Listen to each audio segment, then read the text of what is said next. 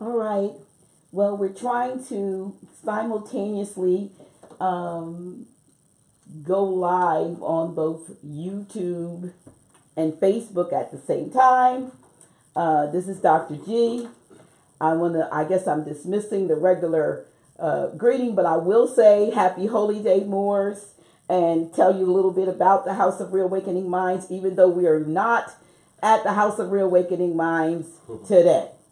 The House of Reawakening Minds exists to provide for exploration and practice of spirituality in an enlightened community dedicated to honoring the myriad of sacred pathways to the universal creator. We are a holistic center for spiritual grounding, free thought, self-discovery, and more science.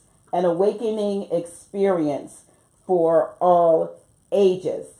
Tonight, we had not planned to go live, so there was no post, no notice about this event. However, I am pleased to have with me tonight our National Grand Sheik, Tarik Bey, as well as Brother David Levi, or Levy Bey, who is a certified master herbalist. In times like this, we need the right information, and we want to talk a little bit about what is, I might have put reawakening, but I'm thinking reawakening or awakening period, what it means. And we're also going to talk a little bit about what's going on and some things that we as melanated people need to know and need to be thinking about during times like this. We don't have a lot of time because some places have curfews and some people want to make sure that they meet within that curfew. But thank you all for being here with us on today. And I'm going to move over here. You guys won't see me unless I do a wide shot. But you'll hear my voice. And I'm just happy. You don't have to look at me. I need y'all to look over there. I'm not sure if that camera over there, it looks like it has gone dark or it has gone red. So I don't know if we're having some problems over here with this. I'm going to try to get it back to be doing what it's supposed to do. But if not, YouTube, we just won't get to see us. But they will definitely see us on Facebook. Doesn't have a direct cord? It does not. And so we're just going to have to do what we do. Well, thank you, gentlemen, for coming today. Yes. Your audience is out there. So, matter of fact, I think I'll move over here because I probably might want to field some questions, and you all might want to look at me. So I'm just going to sit down here on the floor with the cat and the dog, and let's just this is like a fireside chat. Yeah. Okay. We said reawakening or awakening. What does it really mean? I know, Grand Sheik, you and I have had some discussions. We always talk. But today, we've had some discussions. And there's a lot going on globally. We have a global audience.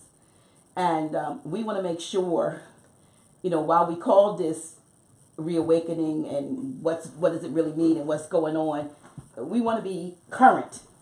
Because there's a lot of people, and not just melanated people, but they're just people globally who are being severely impacted by this so-called, I have to say it, pandemic. Right. So let us talk about what's going on. Yeah, what's going on, and the awakening. The awakening and reawakening is actually an ongoing period in human experience, truthfully. Even though that is, say, the attribute you apply to the activity at 602 Vanderbilt, the House of Reawakening Minds is representative, actually, of this period of time in the human experience, commonly known as the Aquarian Revolution, or the Aquarian Rising, or the Aquarian Age. Also, it can be viewed from a Gnostic perspective as anointing one's head with oil. It can be looked at as the Kundalini activity. It can be looked at as the apostasy. It can be looked at as the great and dreadful day of the Lord's, that's with plural. It can be looked at as the anti-parasitic operations on a political scale, or anti-colonialism, or colonial corruption remedies. And all of these, though they may be different terms, they are absolutely all related. And as myself and Brother Dave was talking earlier, and as we were talking too, very often people, and I comprehend it's based on people's training, often look at these activities or the Moorish movement as some interesting but unique religious or philosophical activity that's taking place with some people of, as you say, melanated, or those who have the cosmic spacesuit, because that's what it is, cosmic spacesuit. And not necessarily involving people who may happen not to be necessarily interested or in their minds connected. However, it involves all life on this planet.